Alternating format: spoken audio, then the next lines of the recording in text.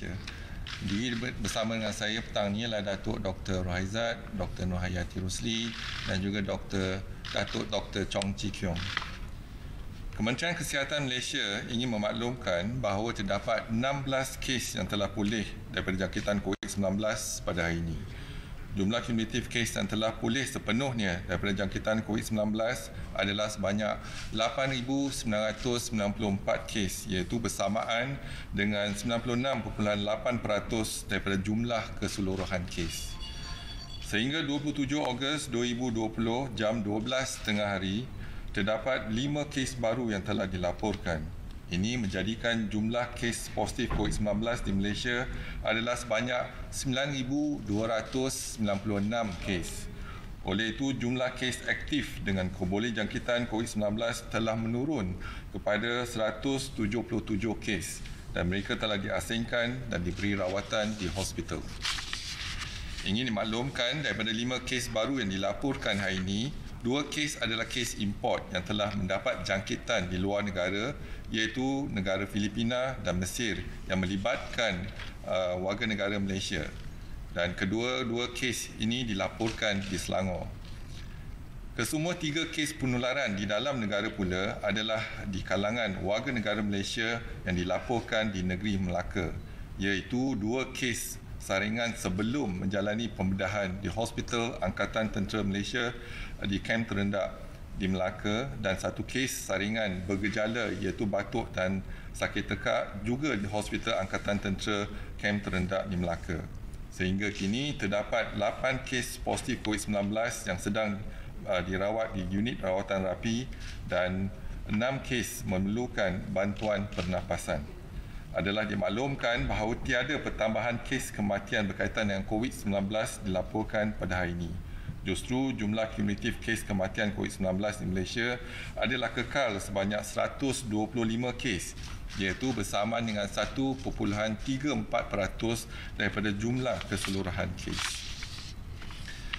Sebagaimana semua sedia maklum, nilai RT ataupun R0 pada permulaan adalah merujuk kepada keboleh jangkitan sesuatu virus pada permulaan sesuatu wabak di dalam masyarakat, iaitu secara puratanya berapa ramai orang yang boleh dijangkiti oleh kes tersebut. R0 ataupun RT tertinggi yang direkod di Malaysia adalah 1.37 pada 22 Julai 2020 dan RT terendah adalah 0.58 pada 4 Ogos 2020. Dan juga diingatkan sebelum dilaksanakan PKP, R0 ialah 3.55. Selepas 4 Ogos 2020, kluster-kluster baru mula dilaporkan di Malaysia, termasuklah kluster Tawar dan RT telah meningkat ketika itu. Pada 26 Ogos 2020, RT yang dilaporkan adalah 0.74. Kementerian Kesihatan sentiasa berusaha untuk mengurangkan RT kepada kurang daripada 1 secara berterusan. Ia membantu memutuskan rantaian penularan jangkitan COVID-19 di Malaysia. Oleh itu, masyarakat diminta untuk terus patuh kepada prosedur operasi standard iaitu SOP COVID-19 yang ditetapkan oleh kerajaan. Sehingga 27 Ogos 2020 jam 12 tengah hari, seramai 4,521 individu telah disaring dalam kluster Tawar. Pada hari ini, tiada kes baru dilaporkan. Ini menjadikan jumlah kes positif COVID-19 bagi kluster ini adalah sebanyak 73 kes. Pecahan saringan mengikut negeri yang terbabit adalah seperti berikut. Di negeri Kedah, 3,983 individu telah disaring. 62 kes dikesan positif COVID-19, iaitu 3 kes sedang dirawat di unit rawatan rapi. 3,453 individu adalah negatif dan 468 individu masih menunggu keputusan. Di negeri Pulau Pinang, 527 individu telah pun disaring. 11 kes dikesan positif COVID-19 dan 2 kes sedang dirawat di unit rawatan rapi. Keseluruhannya ada 5 kes dirawat di unit rawatan rapi. Dan 516 individu didapati negatif. Di negeri Perak, kekal 11 saringan dan di mana semua adalah negatif dan tiada saringan tambahan. Kes pertama iaitu kes indeks bagi kluster tawar dilaporkan ke CPRC Kebangsaan pada 12 Ogos 2020.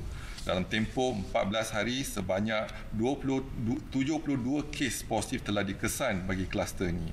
Kadar positif adalah sebanyak 1.61% sehingga melibatkan 3 generasi. Pecahan kes bagi setiap generasi adalah seperti berikut. Generasi pertama terdapat 29 kes positif. Generasi kedua 23 kes positif dan generasi ketiga 20 kes positif. Mengambil kira peningkatan kes yang mendadak sehingga melibatkan daerah dan negeri lain, pihak Institut Pendidikan Perubatan Kementerian Kesihatan Malaysia telah menjalankan kajian virologi terhadap kluster tawar. Sebanyak 14 sampel telah diambil bagi tujuan full genomic sequencing dan sebanyak 4 sampel berjaya mendapat virus untuk kajian sequencing. Dan didapati virus tersebut mempunyai mutasi D614G yang mana mempunyai kebolehjangkitan yang tinggi. Virus kluster tawar ini iaitu 4 sampel telah dibandingkan dengan virus kluster PUI Sivaganga iaitu 3 sampel.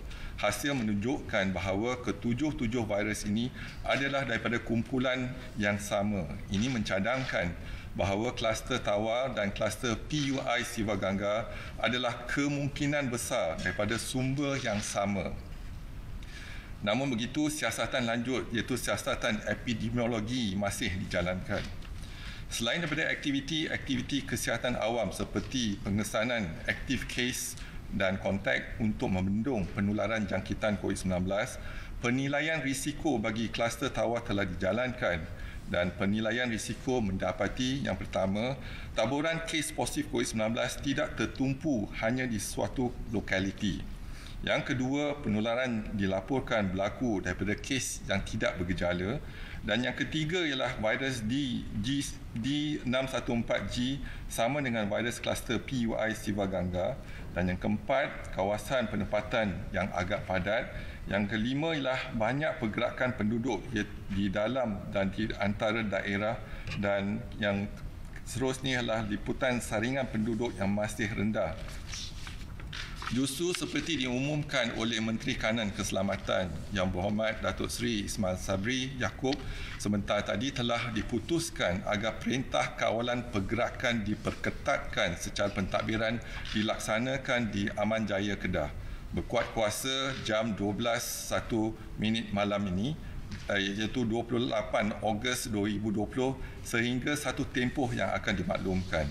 Dan ini melibatkan 3 zon di Aman Jaya iaitu zon Kenanga, zon Mawar dan zon Melo. Perintah kawalan pergerakan diperketatkan merupakan satu tindakan kerajaan bagi membolehkan aktiviti kesihatan awam secara tertumpu dijalankan. Terutamanya pengesanan kes baru di sebuah lokaliti berisiko tinggi yang dikesan mempunyai penularan jangkitan COVID-19. Masyarakat adalah diseru untuk memberi kerjasama kepada petugas barisan hadapan kerana matlamat akhir yang ingin dicapai oleh semua orang adalah menangani wabak COVID-19 dengan berkesan.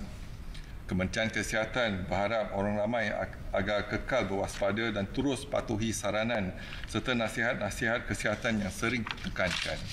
Jadilah nasihat-nasihat ini satu kebiasaan baru dalam kehidupan harian, iaitu elakkan 3S dan 3C.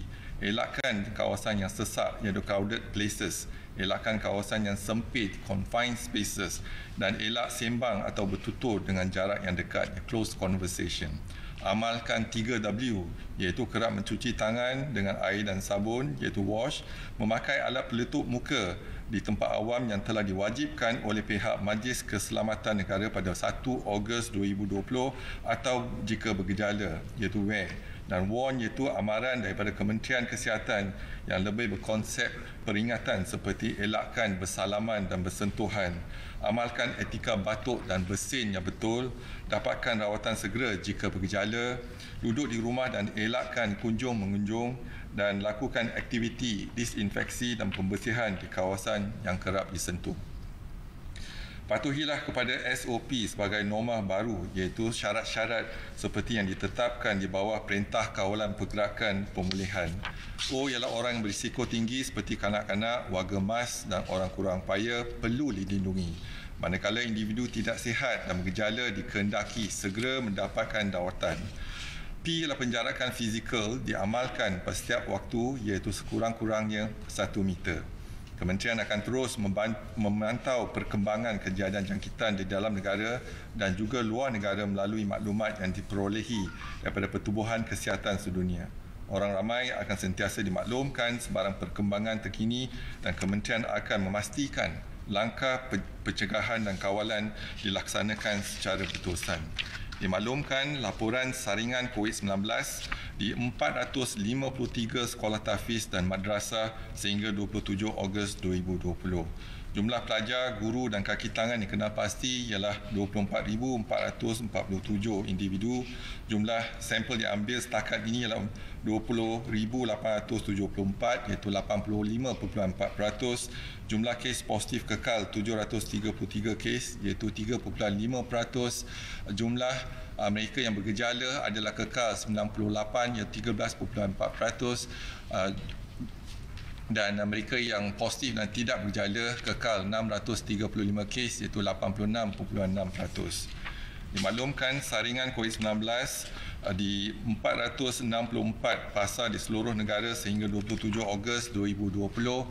Jumlah peniaga, pekerja dan lain-lain yang diuji dan dikenal pasti ialah 46,749. Jumlah sampel yang diambil dan diuji ialah 36,915 iaitu 79%. Jumlah kes positif setakat ini kekal 287 kes iaitu 0.8%. Dan mereka yang bergejala ialah kekal 38 kes iaitu 13.2%.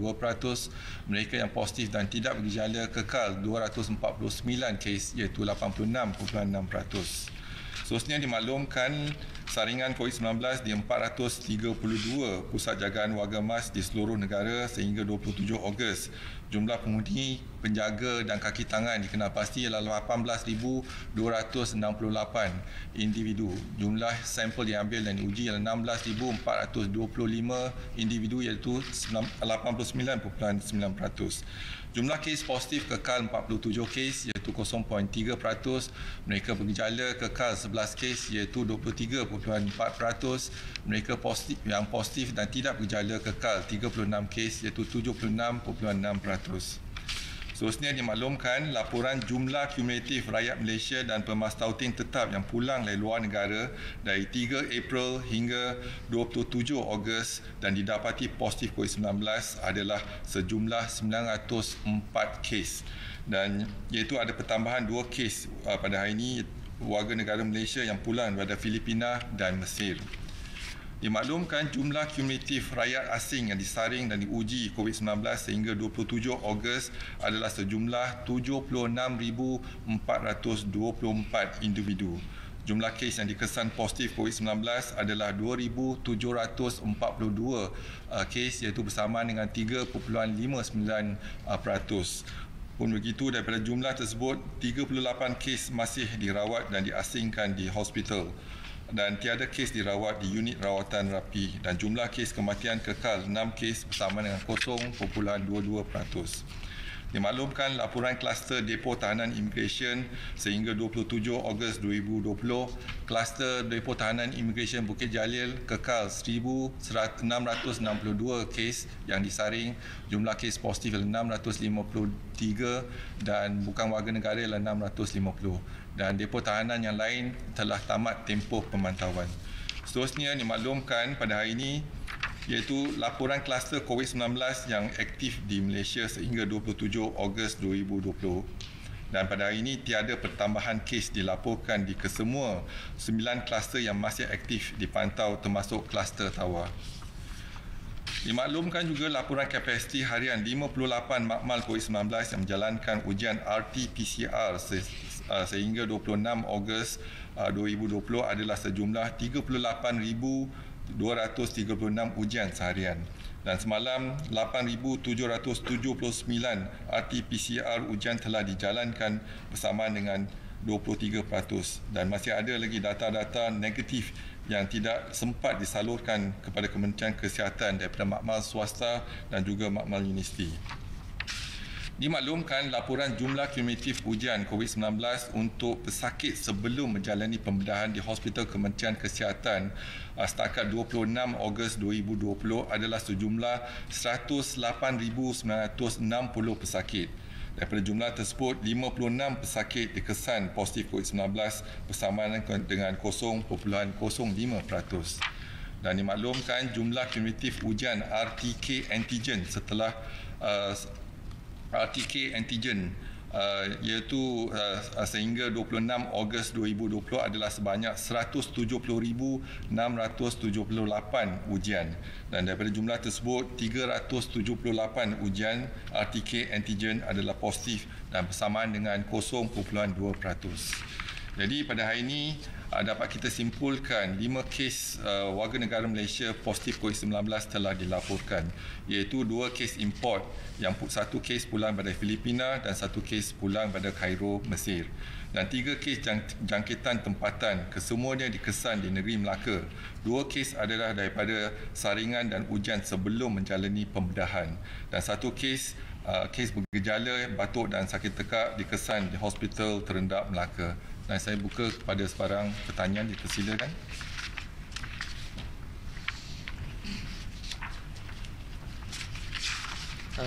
Good evening, Doctor. Just want to check on this. There were 3 cases reported at Hospital Angkatan Tentera Camp. That's right. Is it a new cluster? No, it's not a cluster yet because 2 cases. This is where we do our surveillance. We have 3 groups that we are doing the surveillance. One is the Aili, one is the Sari. They are 2 symptomatic, and the other one is actually asymptomatic. Most of the patients going for surgery. So far, we have screened more than 100,000 patients going for surgery, and we managed to pick up 2 patients. One is cataract surgery and one is hand surgery. They are not a cluster, and the other one is a staff who have symptoms and screened and are noted to be positive. Thank you. Thank you. Hi, Datuk. Tan Sri, sorry. Just on the Tawa cluster, Tan Sri. Yes. You mentioned today that the mutation is seen in Tawa and there could be a link between Tawa and Sivaganga. Just wondering, is it the same index case, the restaurant owner? And has the ministry determined the cause of infection? And another one on Tawa, which is we realize many children in this cluster. I think when we counted, it's 21 children in Tawa cluster, and we know that COVID-19 has a very severe impact on immune systems. So wondering if that could be a cause of concern for especially the children. Yeah. All right, thank you very much. So from the genomic sequencing, we managed to find that the cluster from the Tawa and the demutation from the Tawa and the PUI Sivaganga is the same. So, but we have not found epidemiology link. So now we need to investigate which patient, for example, have a link to the Sivaganga group. But the virus is the same virus, the same mutation. So that's what we have found from our lab. So it's still ongoing because 14 samples have been sent. So 4 samples we got the report. But what is more important, we know that if there's a mutation of D614G, that means the infectivity is high. So nonetheless, in terms of action plan, in terms of our public health intervention, remains the same. So what we need to do is step up our public health intervention. And as you can see, that for the last 16 days, we do not have any cases from PUI Sivaganga because of our rapid public health action. So now we need to focus on this group in cluster Tawa. And as some of the issues that we raise here is that it's not in one confined locality. So we are aiming on the targeted group. So we also have found that in one area that we are going to impose on the enhanced MCO administratively. So we hope that that will contain the infection. Nonetheless, today we do not have any cases from the cluster from Tawa. So we hope that our public health action will manage to address the issue. Second is with regards to Children, yeah. So at the moment, yeah, we do know that 21 children are positive from the total of 73 positive cases. But none of the children had been admitted into the ICU or for treatment. So which means in terms of they are susceptible to infection, there's no doubt about that. But in terms of the spread or even severity of the infection, they are still treated in our hospital. So we are monitoring them closely. We hope that they are able to recover from this infection. And as you can see, that our recovery rate is very good. And even looking into the fatality, there's no children that have been succumbed to the virus infection. Plus, in terms of the recovery rate, it's very high, almost 96.8 or 97%.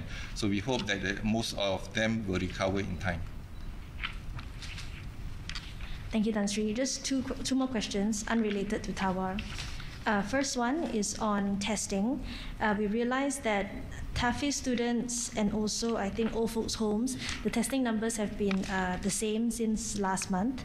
Just wondering, has KKM stopped testing them? And if yes, what is the reason? And the second question is, I think many Malaysians were surprised when you mentioned that top ministry officials didn't know or weren't informed about the minister breaking home quarantine. Just wondering about the compound, because it was issued under the ministry. Was it issued without your knowledge, since it was issued on August 7th and you only found out last week? Thank you. All right, thank you. With regards to testing, so yes, we share with you the cluster group. We have not increased the testing, but what is more important is that we are monitoring the situation. That means the positive cases, symptomatic cases, or even asymptomatic cases being diagnosed. Meaning, if they have SARI, for example, they come to the hospital, or they have ILI, they come to our clinic, then we do the screening. So, but we are not actively going after them because we found that the positive cases are less now. So we are monitoring in terms of the numbers, but not actively going after them. And we are looking into our new clusters. So our focus is mainly in the new clusters, especially in the northern region. So that's where we are putting our resources there. So, and then the next question with regards to that, I think I've answered the question before in the last PC. More importantly is under the police purview, and then perhaps it's good that it will be a prejudice for me to answer the question. Let the police do the investigation and come up with the report, and let's take on from there. Hi, Tan Sri. Just 3 questions. One is to follow up on the infections in children. Some countries have seen a link between Kawasaki disease and type 1 diabetes in children that have been infected with COVID-19. I was just wondering if we've seen this in Malaysia. My second question is, we've now seen the third cluster with the D614G mutation. Does this pose a threat to the community? And the last one is, the US has recently authorized the use of convalescent plasma as COVID-19 treatment. So what is KKM's stand on this matter? Okay, thank you very much. So for I think the Kawasaki disease, as far as we are concerned, that it happens in children, but we have not seen in our patient. More importantly is that it's because of the rashes as well as the vasculitis. And as I said before, this virus, there are 3 main complications. One is the lung, affecting the lung and then causing pneumonia and etc. Second, the virus attacks the endothelial of the vessel, so causing vasculitis and even shedding inflammation in the vessel endothelial region, and that causes stasis and then the surge of platelets and etc. Then clots formation. So the clots formation has been reported. We have seen in our post-mortem cases as well, especially the young, in the 30s and 40s, and you do the post-mortem, the clots formation. We have seen clots formation in the iliac artery, in the renal artery, and even in the mesenteric artery, causing ischemic colitis, renal failure, and so as well as a heart attack if it's in the heart, as well as stroke if it's in the brain. So there's a lot of complication with regards to the clots. And then third is actually the immune response. The immune response, as far as you're concerned, that when you start to have a virus infection, you get the IgM first, and then you'll follow by the IgG.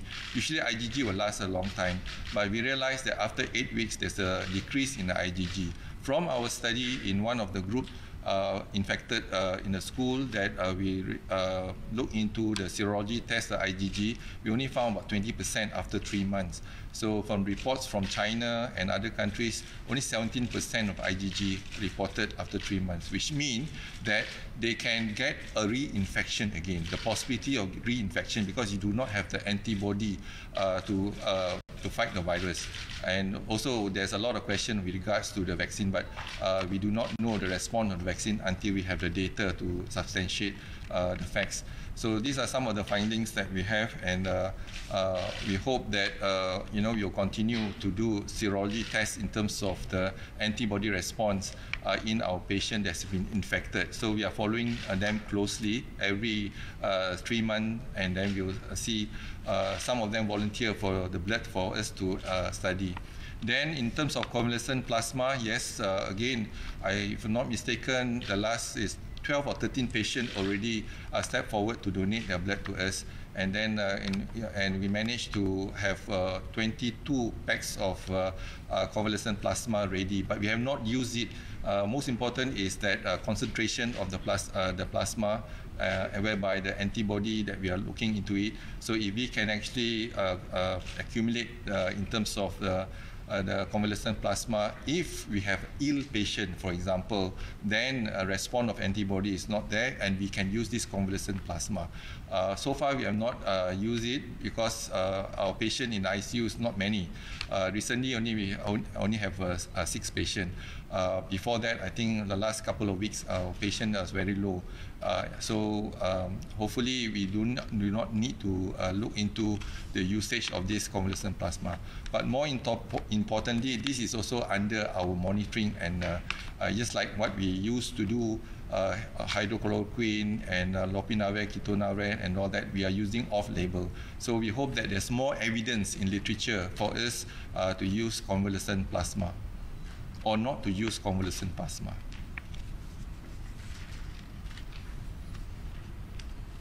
Any other question? Kalau tak ada, saya sekali lagi ingin mengingatkan kepada semua petugas kesihatan Kementerian Kesihatan Malaysia untuk patuh kepada SOP dan amalan dalam fasilitis masing-masing. Contohnya di Mamal ada SOP, di klinik ada SOP.